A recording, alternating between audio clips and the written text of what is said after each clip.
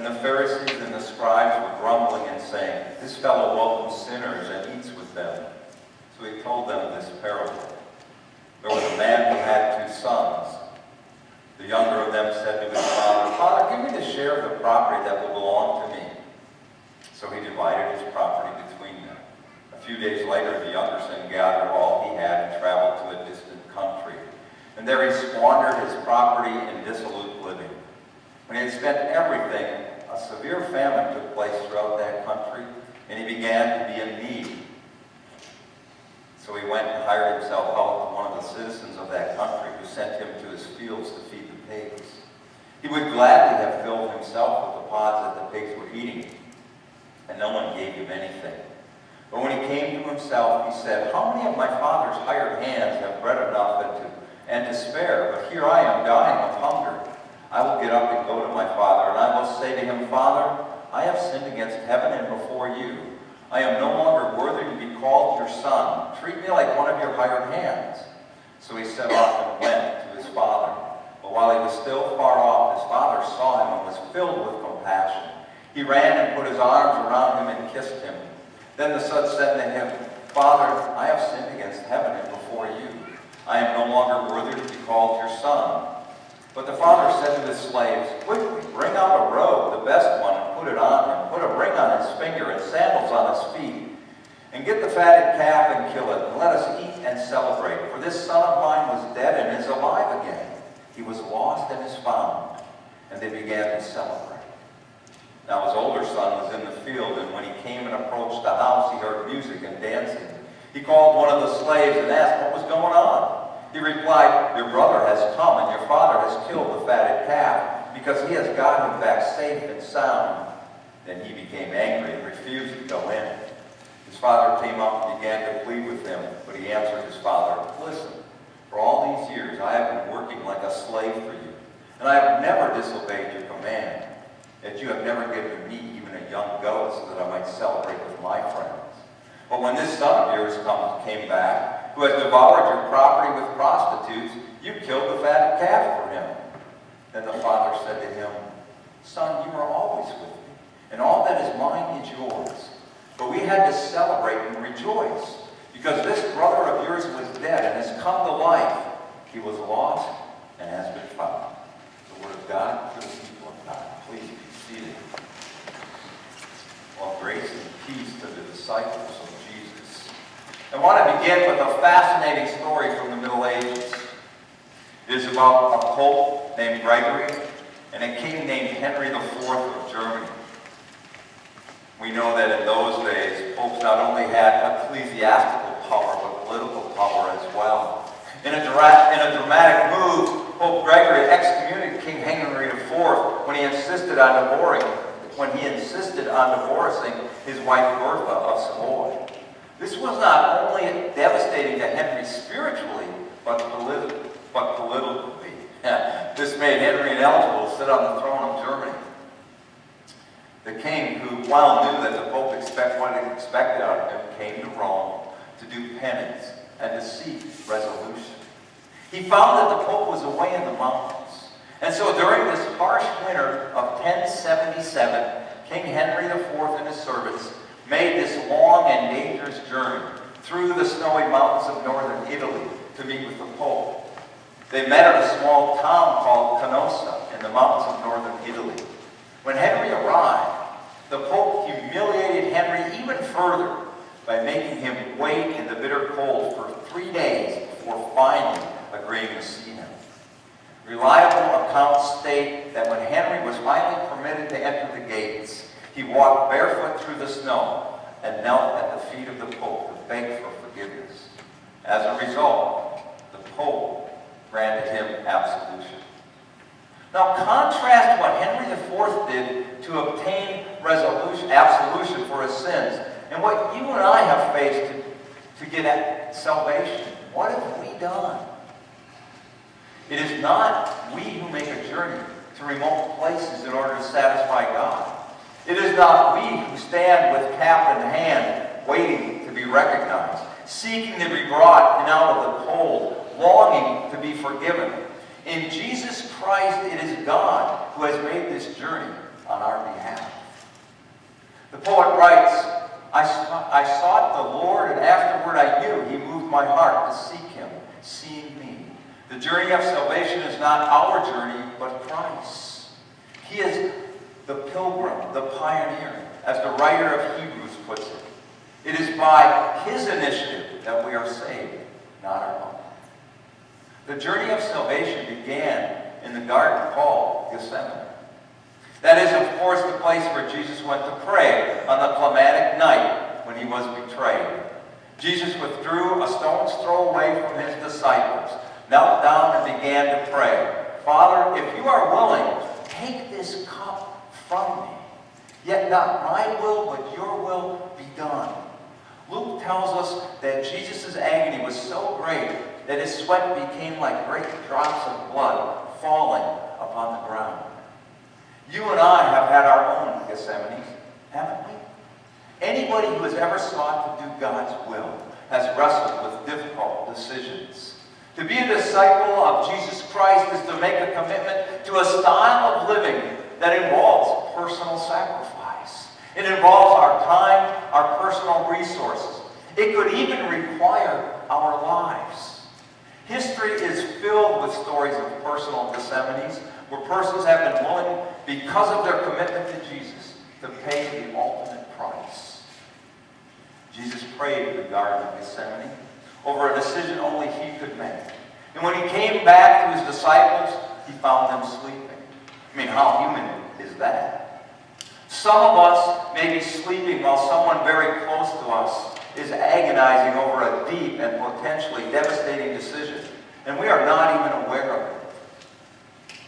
While Jesus is still speaking to his disciples, there comes a crowd of men into the garden. One of them is Judas. It is with a kiss that Judas betrays Jesus. I suppose that this event exposes evil at its very ugliest. An enemy can be confronted, but when it is somebody you trust who stabs you in the back, when a kiss becomes the instrument of betrayal, when darkness masquerades as light, that is when we see how twisted the human spirit can become. The soldiers take Jesus. They weave a crown of thorns and place it upon his head. Someone finds a discarded purple robe and they place it around his shoulders. In an attempt to humiliate and debase him further, they salute him and kneel down and mock him. And they strike his head with a reed and spit upon him. Nearby is another troubled figure who also has a decision to make, Pontius Pilate. He has examined Jesus and found no evidence that he has committed any crime. Even more disquieting, Pilate's wife has had a dream about Jesus that has her greatly disturbed. Have nothing to do with this man, she warns her husband. Pilate is facing his Gethsemane too. But Pilate is not a man of courage or conviction. He fails the test. He has Jesus brought out and set on a judgment seat at a place called the Pavement. That is the second landmark on our journey of salvation that we need to recall. First Gethsemane, and now the Pavement. It was here that Pilate washed his hands of Jesus. Don't we wish that it was that easy to absolve ourselves of responsibility, of evil? Pilate offers a crowd a choice between Jesus and his thief, Barabbas. Give us Barabbas, the crowd screams. What shall I do with this one who you say is the king of the Jews? Pilate asks. And of course we know what they say. Crucify him. Crucify him. The mob chants with frightening intensity. Even the nails on the cross could not have pierced Jesus' soul like the chants of the mob. I mean, these were his own people. This was his beloved Israel. These were God's chosen people. And now they're screaming, crucify him, crucify him. And you and I know rejection always hurts. You know, I always remember when I was in junior high and senior high going to dances, you know. And I played the wallflower. Why? Because I'm always afraid to go ask that girl to dance. Why? because I sure didn't want to walk all the way across that floor, get out in the middle of it while she's dancing with her friends and say no. I didn't want anyone to see me get rejected. I'm too cool for that. If you believe that, I got more stories to tell you. But it was true. I mean, I didn't go out there because I didn't want to feel rejected. Sometimes no matter what you do, you can't win. You know, I like the attitude of George Whitefield, the great evangelist who worked with John and Charles Wesley. Whitefield once received a letter that spitefully accused him of assorted wrongdoings in his ministry.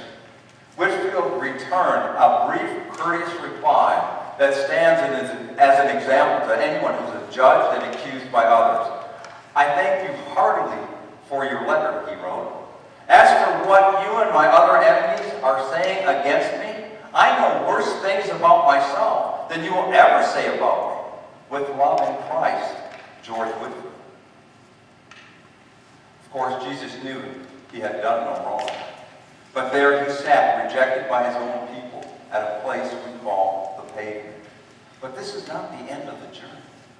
From the pavement, our story moves to the third stop on the journey of salvation. It is, as you already have guessed, a hill called Golgotha, the place of the skull. The soldiers compelled the passerby, Simon of Cyrene, to help Jesus carry the cross. Reaching the top of the hill, they nailed his hands and feet to the crude wood.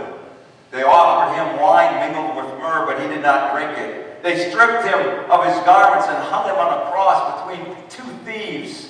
They gambled for his garments at the foot of the cross and passed by, taunting him, saying, aren't you the guy that was going to destroy the temple and rebuild it in 3 days? Well, then save yourself. Gethsemane, the pavement, now Golgotha. Father, forgive them, he prays, for they know not what they do. The impact of his death would never be forgotten by his disciples. There is a legend about Simon Peter. When the persecution of Christians by Nero was at its height, Simon Peter was urged by other Christians to flee from Rome. Since discretion is usually the better part of valor, Simon Peter complied with their wishes. But as he was fleeing the city, he encountered a mysterious figure.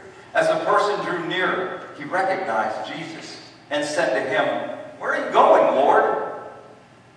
Back came the answer, "I am going to Rome to be crucified again, because my servant Peter is leaving the church." With tears of repentance and shame, Peter turned back to Rome and went to his death. The death of Jesus had a tremendous impact on his disciples. It still has an impact on thoughtful persons today.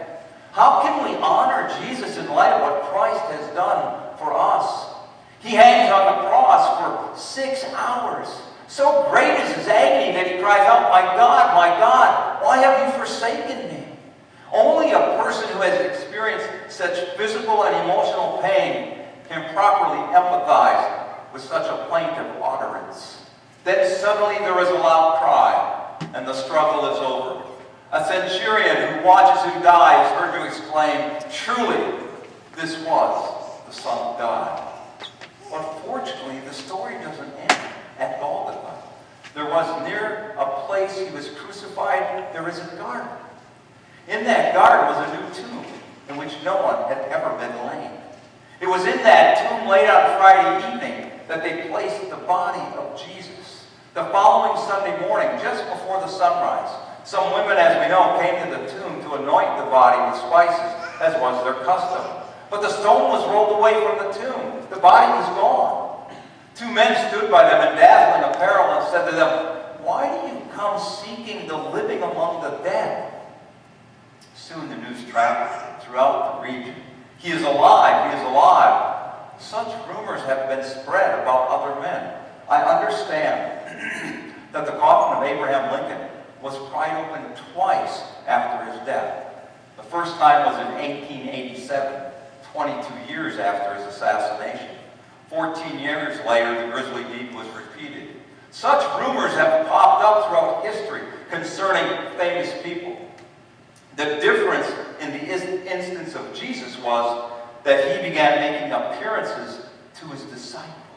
So dramatic were these appearances that the lives of those who experienced them were turned upside down. For in those appearances, they saw the scars on his hands, his feet, and on his side. My Lord and my God, cried doubting Thomas. It was incredible, but it was true. He was alive. And he is alive, and because he is alive, we can live too.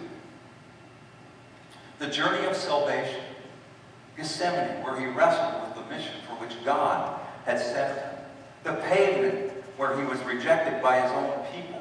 Golgotha, where by his death he reconciled the world unto God. And then the garden tomb, where God resurrected him to live forever in the hearts and lives of those who know him as their Christ. And so where does that leave us? St. Paul gives us a clue when he writes, all this is from God, who reconciled us to himself through Christ and gave us the ministry of reconciliation, that God was reconciling the world to himself in Christ, not counting people's sins against them, and he has committed to us the message of reconciliation. We are therefore Christ's ambassadors, as though God were making his appeal through us. We implore you on Christ's behalf, be reconciled to God. God made him who had no sin to be sin for us, so that in him we might become the righteousness of God. So the last stop on the journey of salvation is our town, as we seek to tell the good news, as we seek to make disciples of all men, as we seek to share God's story with the world. The process still goes on, and it will go on until the day comes when every knee shall bow and every tongue confess that Jesus Christ is Lord, to the glory of God the Father.